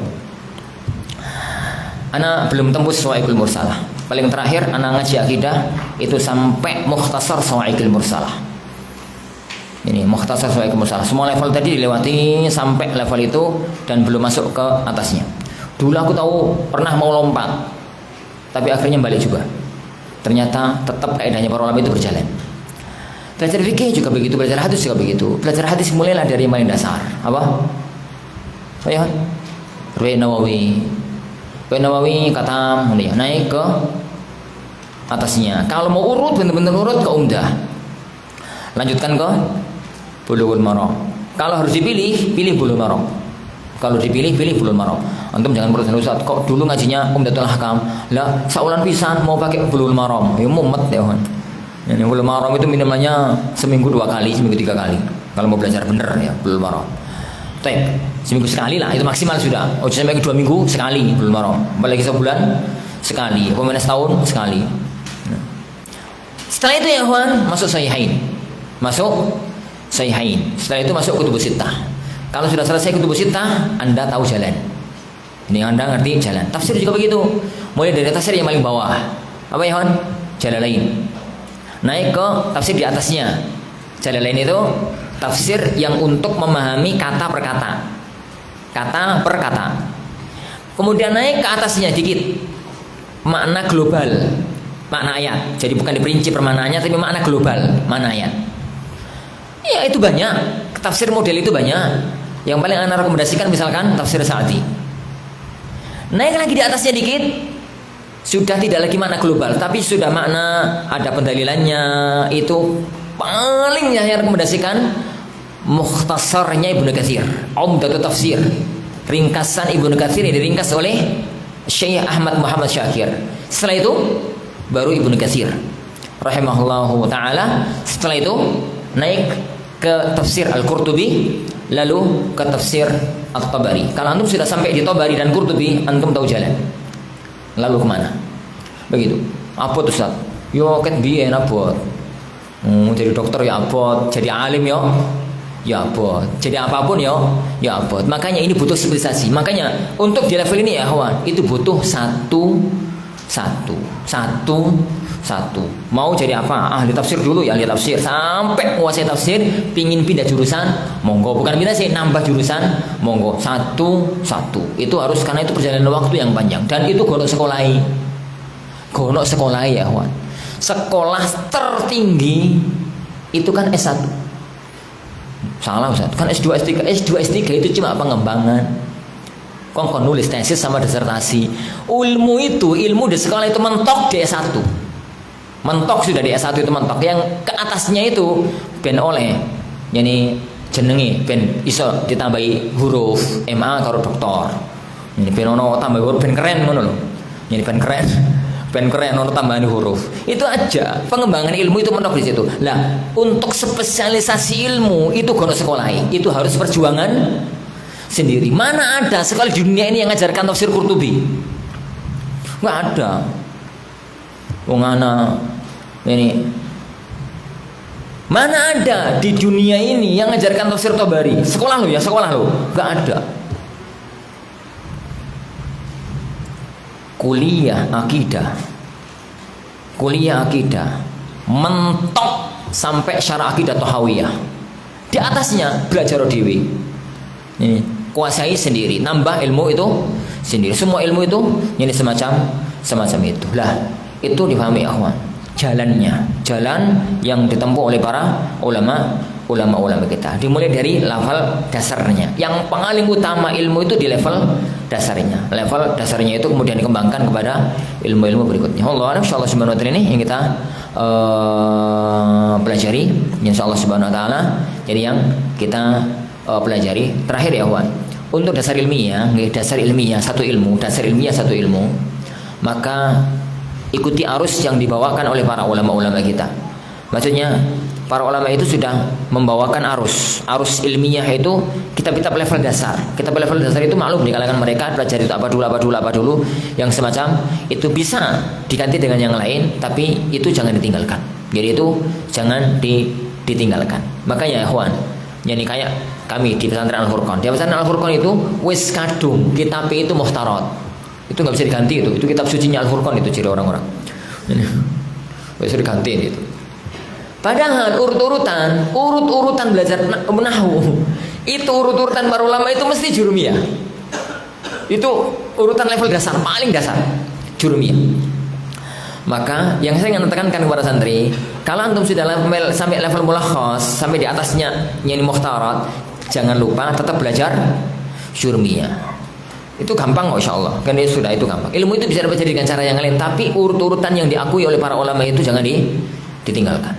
Wallahu alam. Ini bi as-shawab insyaallah subhanahu wa taala ini kajian tanpa tanya jawab ya. Karena kajian ini khusus ya, kajian ini khusus. Ana hanya ingin memaparkan bahwa ilmu itu ya ikhwan ono jaluri. baik ilmu sekedar taklim maupun ilmu yang memang diinginkan untuk membentuk ulama-ulama masa depan. Itu ono jaluri, ono langkahnya, dan langkah itu harus ditempuh untuk kemapanan dunia ilmiah, untuk kemapanan dunia ilmiah. Saya katakan ini bukan berarti semua orang itu harus menjadi alim ulama, itu nggak mungkin. Tapi masing-masing punya jalurnya, masing-masing punya. Yang ngaji ini takliman, jalurnya ini. Yang ngajinya tenanan, maksudnya kok iku ya tenanan sih. Iki yo apa to istilahnya ngono. Jadi mau menciptakan ulama masa depan juga jalurnya tersendiri. Masing-masing ada jalurnya ini tersendiri. Wallahu a'lam bishawab. Allah subhanahu yang kita pelajari mudah-mudahan ada barokah dan manfaatnya. Kita akhiri. Nggih. Menurutmu dari jalurnya, Nggih. kalau seandainya mulainya sekolah SMA itu terlambat apa? Nggak ada kata terlambat. Sudah ya? Sudah. Ya, artinya kan kita harus ada ijazah sampai SMA. Ya. Di negeri kita harus dipadukan antara yang Anda sampaikan tadi. Anda sampaikan tadi itu duplikat dari kata-kata para ulama ya. Tapi di negeri kita itu nggak mungkin. Di negeri kita itu nggak mungkin. Di negeri kita itu, harus punya ijazah yang ono gambare Garuda. Jadi negeri kita itu, nek wong sekolah terus gak duwe satu lembar yang punya gambare Garuda, itu nggak bisa kemana-mana. Ya nggak bisa kemana, harus punya itu. Yo gambar dhewe ya ora oleh. Yo kudu ono sekolah ya, gambar dhewe lah ya penak ngono. Ya kudu ono sekolah. Nah, tatkala itu ya Juan, maka yang paling bisa dilakukan adalah yang anak katakan tadi itu jalur yang disebutkan di kitab-kitab para ulama. Antum ya Juan kalau belajar misalkan kitab-kitab tentang metodologi belajar yang ditulis oleh para ulama, mulai dari Ta'limul Muta'allim Al-Imam Zarnuji, yang itu yang kita paling kondang di teman-teman ahliin, maupun kitab Tadhkiratus Sami' Mutakallim, maupun Al-Imam Ibnu Jama'ah, maupun kitab Adabu Ad-Daris Al-Mudarris Al-Qasimi, maupun muqaddimahnya Majmu' Nawawi, maupun kitab-kitab belakangan, dan kitab-kitab belakangan ini sekelas Hilyah Thalibul Ilm atau sekelas Ta'dzimul Ilm Syaikh Utsaimin, itu yang anak katakan tadi nggak akan keluar dari itu. Ya bahasanya beda tapi nggak akan keluar dari itu. Tapi mereka tatkala nulis kitab itu bukan di Indonesia. Jadi kan ngerti Indonesia itu kudu duwe satu lembar kertas yang bergambar Garuda. Dan itu nggak mungkin dihindari. Maka itu harus ada. Nek enggak, konsekuensi ini nggak bisa lanjutkan sekolah. Cita-cita mau ke Al-Azhar Kairo, cita-cita mau ke Medina, cita-cita mau ke Mulkura Mekah, cita-cita mau ke ini, semuanya akan kandas di tengah jalan kalau nggak ada itu. Ini kalau nggak ada itu, bisa jadi ada jalan yang lain tapi nggak ada itu. Nah, apakah terlambat? Dan apakah terlambat? Tidak ada kata terlambat. Tidak ada kata terlambat. Asalkan ikhlas, sungguh lewat jalurnya. Ini lewat jalurnya. Ikhlas karena Allah, bersungguh-sungguh dan lewat jalurnya. Sebagai contoh mudah ya akhwan, antum kenal Al-Imam Al-Qaffal, Al-Imam Al-Qaffal Asy-Syafi'i As-Shaghir. Itu dalam fikih Syafi'iyah masuk jajaran Ashabul Wujuh. Ashabul Wujuh itu level di atasnya Nawawi. An-Nawawi itu dalam dunia fikih Syafi'iyah adalah tahqiq al-awwal. Jadi level tahqiq madzhab Syafi'iyah di level awal. Ashabul Wujuh itu di atasnya. Di antara mereka Al-Imam Al-Qaffal Asy-Syafi'i As-Shaghir. Al-Imam Al-Qaffal itu mulai ngaji itu umur 35 tahun. 33 atau 35 tahun. Mulai ngaji, mulai hijrah. Terus ngaji. Di umur itu beliau belajar. Di antara mereka juga Al-Imam Ibnu Hazm rahimahullahu taala. Bahkan Imam Ibnu Hazm itu ceritanya lucu. Siapa yang gak kenal Ibnu Hazm rahimahullah? Pendekar ilmiah itu. Pendekar tanpa tanding. Sulit cari tandingannya. Itu belajar sudah agak tua. Ceritanya lucu. Beliau itu ba'da sholat duhur, yani ba'da sholat luhur gak sholat. Ba'da sholat duhur beliau masuk ke masjid, langsung duduk. Sama orang tua gitu ditegur, nah masuk masjid ya sholat dulu gitu loh 2 rakaat. Oh nggih, sholat 2 rakaat. Nah. Terus dia itu punya ilmu berarti. Oh nih berarti nih masuk masjid itu sholat 2 rakaat. Oh nggak ngerti apa, sholat 2 rakaat. Setelah itu beliau suatu ketika beberapa hari kemudian itu masuk masjid pada asar. Sholat 2 rakaat. Ingat ya kawan, Ibnu Hazm, kalau nggak salah Ibnu Hazm, kalau nggak Qofal cerita ini, kalau nggak pokoknya salah satu antara keduanya. Di negerinya Ibnu Hazm, di negeri Andalus, itu mazhabnya mazhab Malikiyah. Dan dalam fikih Malikiyah, sholat pada asar itu nggak boleh, sholat apapun.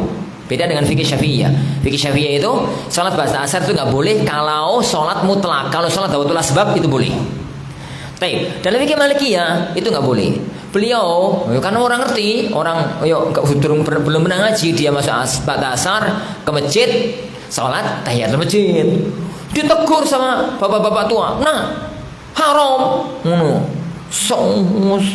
sholat masuk masjid pada asar itu nggak boleh sholat, ini waktu haram, sholat. Ibnu Hazm bengong, kepiye toh? Kemarin masuk masjid, duduk kongkon sholat, sekarang masuk masjid, sholat dilarang. Gak enak tadi wong bodoh. Gak enak pol tadi wong bodoh. Itu yang mencambuk beliau untuk belajar. Dan jadilah dia Ibnu Hazm Al-Andalusi, sahibul Muhalla, pendekar nomor 1 mazhab Zahiriyah. Ana masih ragu-ragu apakah cerita itu Ibnu Hazm atau Qofal. Tapi mirip ceritanya. Mirip cerita. Ada yang lebih unik. Al-Imam Al-Qa'nabi. Siapa yang kenal Al-Qa'nabi? Papan atas muridnya Malik rahimahullah. Al-Imam Al-Qa'nabi. Al-Imam Al-Qa'nabi itu preman Baghdad. Preman, ya tukang preman di warung-warung loh, preman. Nah, suatu ketika lewatlah Fudail apa Syu'bah, anda lupa. Fudail saya ingat, Fudail bin Iyad lewat, alim ternama. Beliau itu lewat dibuntuti banyak orang, diskusi. Para ulama kan zaman dulu kan para ulama itu kemana-mana dibuntuti banyak orang. Yo sambil diskusi.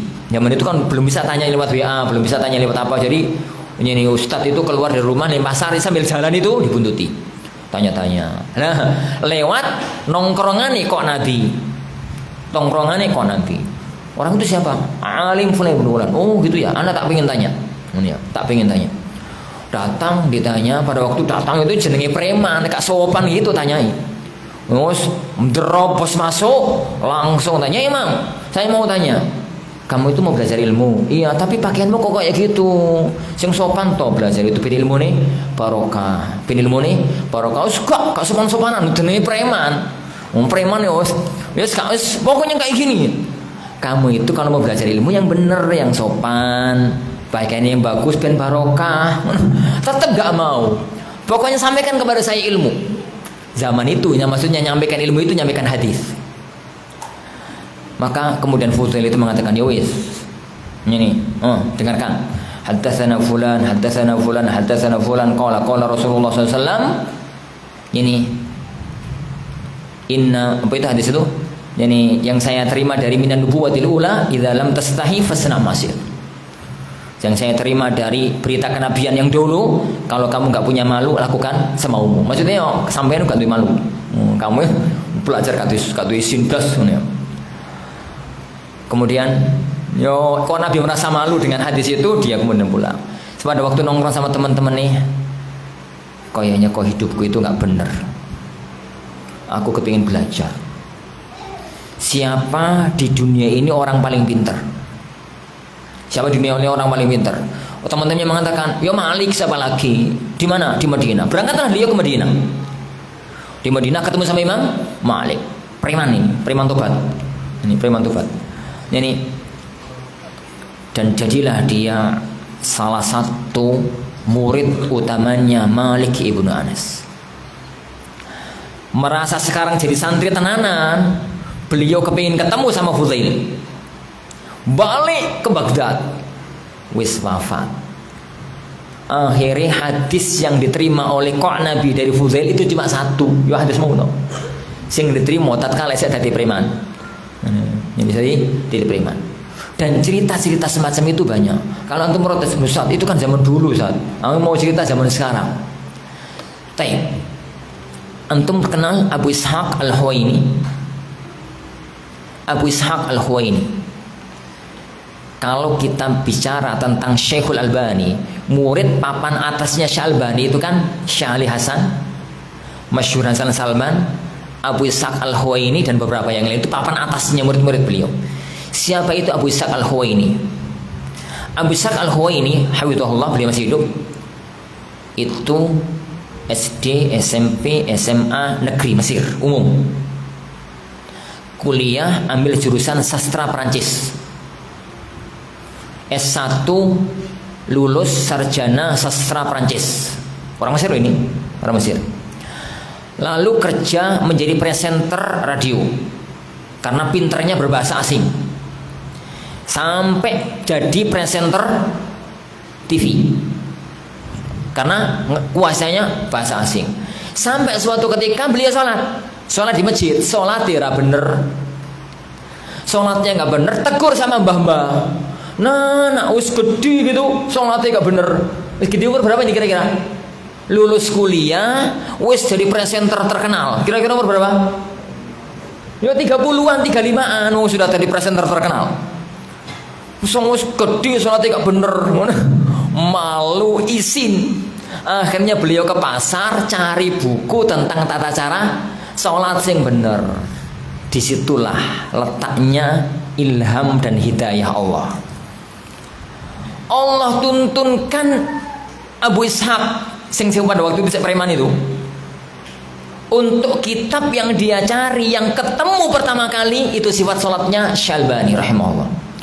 Dia di toko tanya sama Pak, beli kitab Pak, kitab apa nak? Tentang tata cara sholat yang benar. Oh ini Mak, ini nak kitab-kitabnya. Kan beberapa kitab dong, toko, beberapa kitab. Dia lihat, pertama kali dilihat itu kitabnya Syalbani dibuka. Bagus men ini. Bagus men, dibeli, dibaca di rumah. Kok iso? Mau kitab? Lah wong Arab kok Mesir. Coba lah kan belajar bahasa Arab. Ini wong Arab, ini wong Arab asli wong Mesir. Itu belajar. Beliau terpana, terkagum-kagum dengan ditanya penulisnya siapa, Syekh Albani. Beliau langsung berangkat dari Mesir ke Jordania, nemui penulisnya, ketemu dengan penulisnya, minta izin untuk tinggal di dekat beliau dan sering-sering ketemu beliau, berguru dengan beliau. Dan jadilah dia Abu Ishaq Al-Huwaini yang sekarang.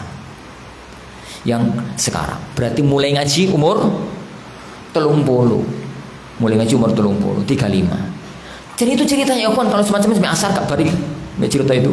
Jadi intinya gak ada kata terlambat, tidak ada kata terlambat. Semua itu, ilmu itu hanya butuh keikhlasan, kejujuran kita dengan Allah. Kejujuran itu maksudnya keseriusan sama jalur yang tepat, jalur yang tepat. Bagi yang jalurnya kepingin menjadi ulama masa depan, ulama, orang yang apa ya? Ini kepingin jadi ulama, nasihat kan ya jadi ustadz yang mapan ilmunya, jadi asatidzah yang mapan ilmunya. Wallahu a'lam. Nah, tapi insyaallah subhanahu wa ta'ala yang dimulakan Allah Subhanahu wa taala yang kita pelajari insyaallah kita lanjutkan pada waktu yang akan datang biizni rabbina tabaraka wa taala. Kita akhiri majelis kita. Subhanakallahumma wa bihamdika asyhadu an la ilaha illa anta astaghfiruka wa atubu ilaik. Assalamualaikum warahmatullahi wabarakatuh.